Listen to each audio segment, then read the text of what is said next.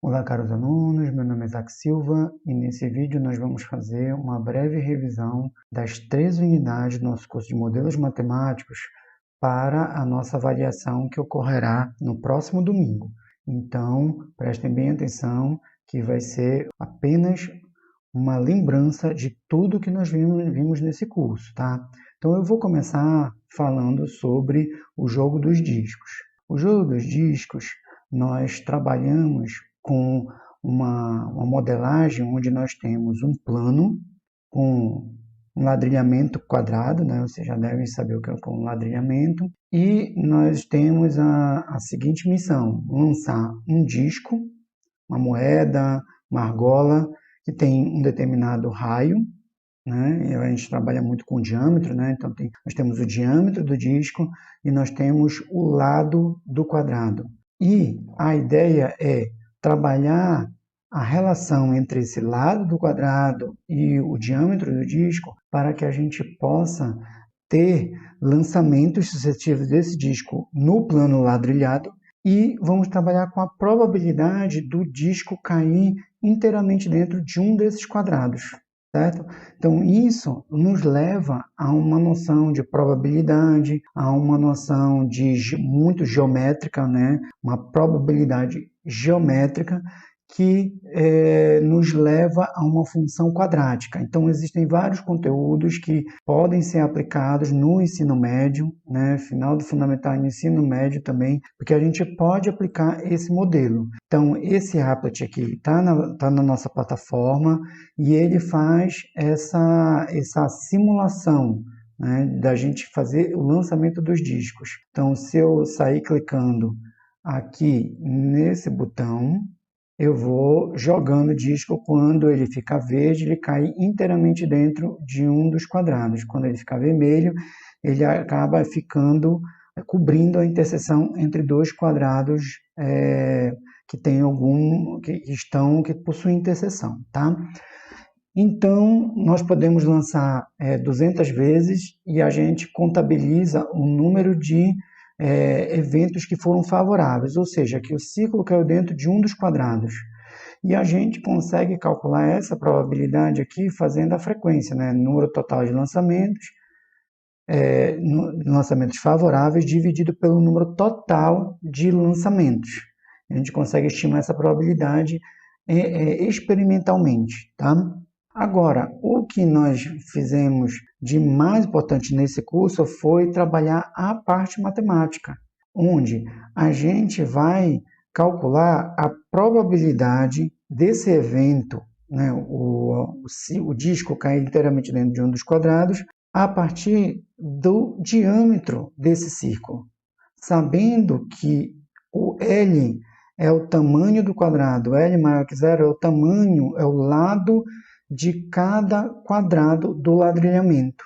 E nós vimos que isso eu consigo dividindo a área do quadrado menor, quem seria esse quadrado menor? Quadrado menor pela área do quadrado maior. Área do quadrado maior, tá? Quem seria esse quadrado maior? Também foi explicado durante o curso que eu construo um quadrado menor aqui, de tal maneira que sobra desse lado metade do diâmetro do círculo para um lado, metade do diâmetro para o outro, e esse quadrado menor aqui ele vai ter lado L menos D, né? D sobre 2 de um lado, D sobre 2 do outro. E fazer o disco cair dentro desse quadrado é a mesma coisa de fazer o centro do círculo cair dentro desse quadrado menor. Então, se o centro do círculo cair dentro desse quadrado menor, eu tenho um evento favorável. Se cair para fora, o centro do círculo cair para fora desse quadrado menor, o círculo vai interceptar vai acontecer isso aqui, ó, vai interceptar em algum momento a aresta do quadrado, logo caindo entre dois quadrados adjacentes. Dessa forma, a probabilidade é só calcular a área desse quadrado menor e dividir pela área do quadrado maior todo, né? É isso aqui tudo. Dessa forma, como é que eu calculo a área do quadrado? fazer o lado ao quadrado. O quadrado menor tem lado L menos D. L menos D ao quadrado, dividido por L ao quadrado. Dessa forma, eu vou ter quadrado da diferença. Quadrado do primeiro menos 2 vezes o primeiro vezes o segundo, mais o quadrado do segundo. Isso vai ficar sobre L ao quadrado. E agora eu divido L ao quadrado em cada uma dessas parcelas. Então, vai ficar 1 sobre L ao quadrado, D ao quadrado. Eu vou só reordenar as parcelas, menos 2 sobre L, porque esse L quadrado vai simplificar com esse L, vezes D, mais 1, porque L ao quadrado dividido por L ao quadrado dá 1. Então, eu tenho uma função quadrática. Olha, esse coeficiente L ao quadrado, ele é positivo. O L ao quadrado, o L também é positivo.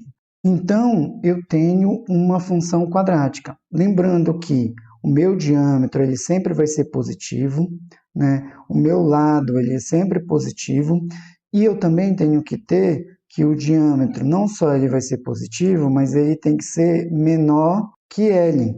Porque se ele for mais, porque se eu tiver D igual a L, a probabilidade sempre vai ser igual a zero.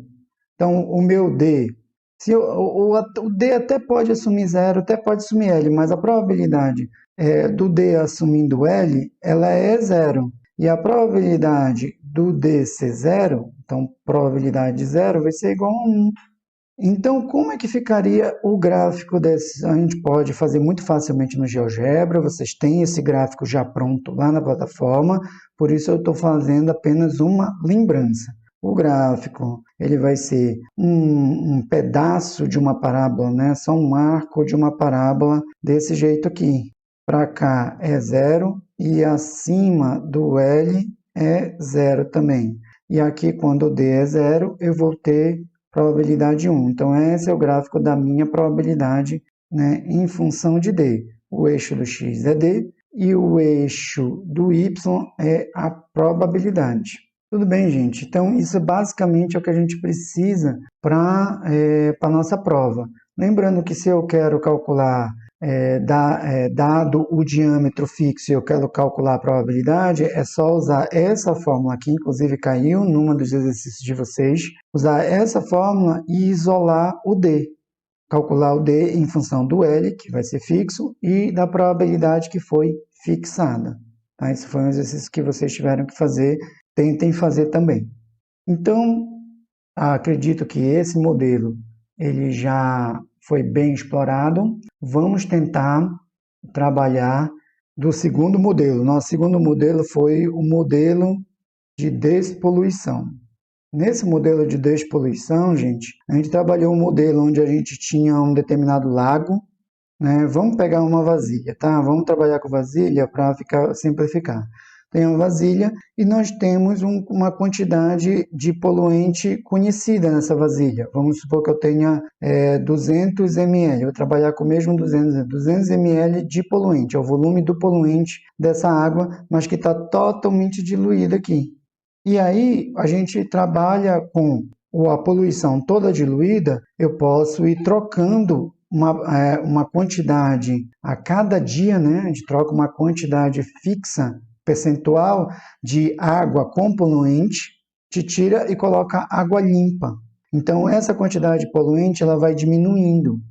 Lembrando que a gente pode trabalhar esse modelo com uma lagoa que está poluída, um rio, uma parte de um rio, um lago, qualquer região que você tenha, né, um poço que você queira descontaminar, você pode trabalhar com essa modelagem. É muito interessante, inclusive, para trabalhar em sala de aula. E aí a gente faz a cada dia T, né, o nosso dia 1, dia 2, dia 10, a gente vai tirar sempre um percentual fixo do total de água poluída, que na prática, se está bem diluído, a gente está tirando o percentual que a gente tirar de água contaminada é o mesmo percentual que a gente está tirando de poluente, porque a gente sempre está devolvendo a quantidade de água limpa de volta, né? Então, essa quantidade ela vai ter um percentual, que no caso a gente poderia dizer que esse percentual seria,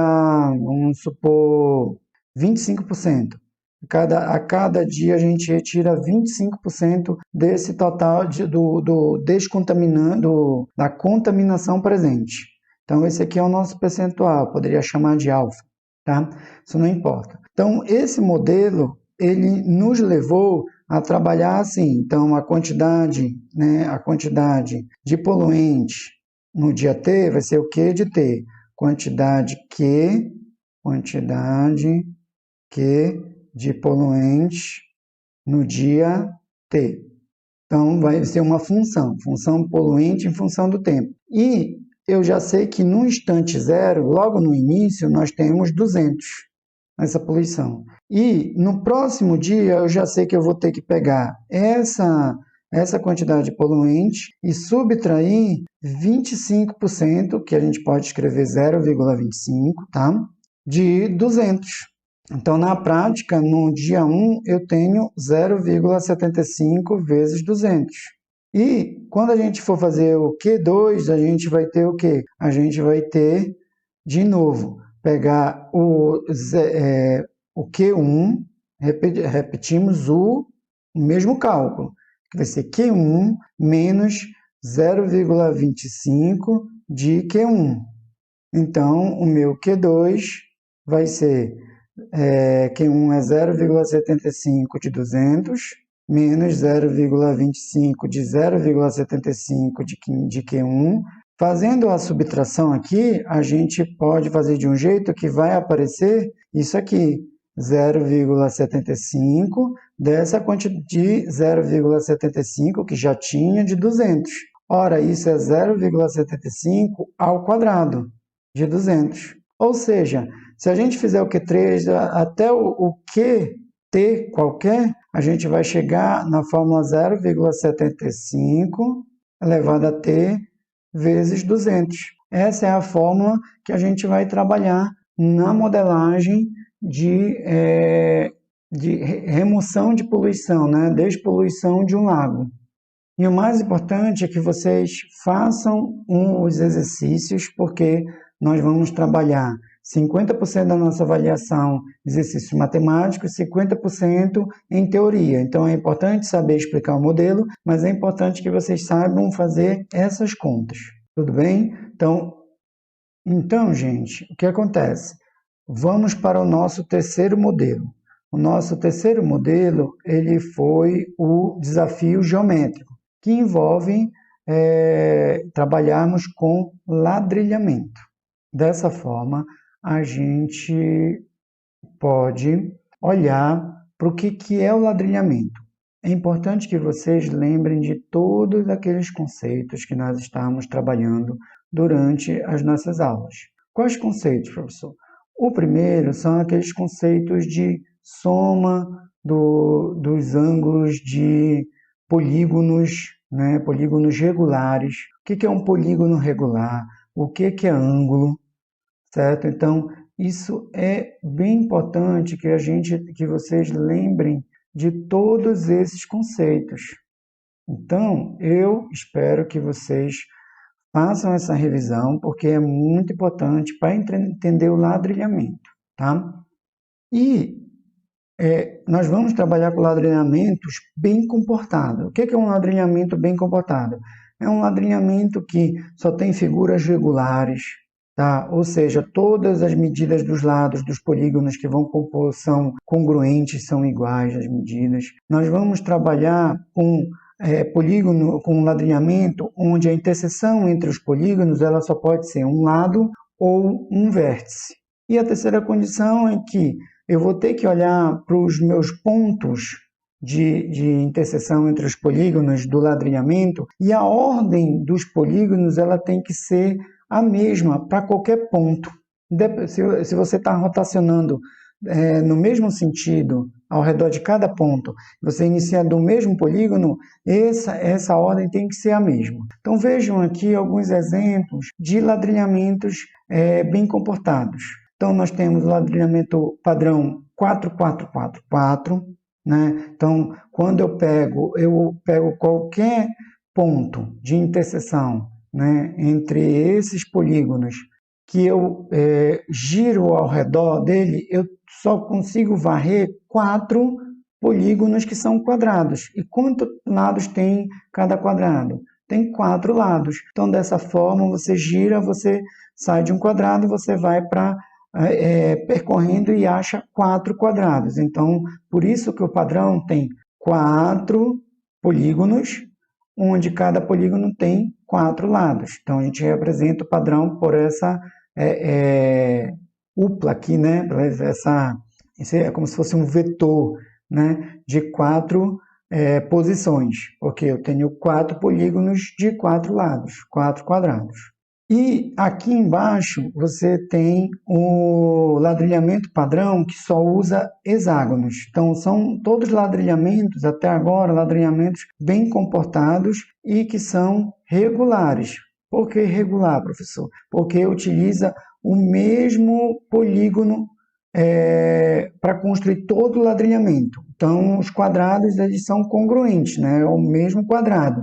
Então eles têm o mesmo lado, então isso faz com que o ladrilhamento seja regular. Mesma coisa hexágono, eu só estou usando hexágonos aqui nesse ladrilhamento. Então, centrando em cada ponto e fazendo uma rotação, vocês vejam que aqui do lado eles inverteram a ordem, não é o padrão 333, é o padrão de baixo, é o padrão 666. Então, para cada ponto, eu rodando ao redor do ponto, eu tenho 3 hexágonos.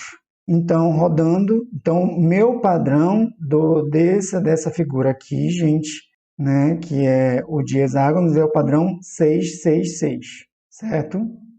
Ótimo. E o ladrilhamento padrão, que é 3, 3, 3, 3, 3, 3, 6 vezes, é esse aqui de baixo, esse amarelinho. Então, eu circulando ao redor de cada ponto, né, de interseção entre os polígonos, eu consigo encontrar 6 triângulos ao redor. Por isso que é o padrão 3, 3, 3, 3, porque cada polígono tem 3 lados e são 6 triângulos.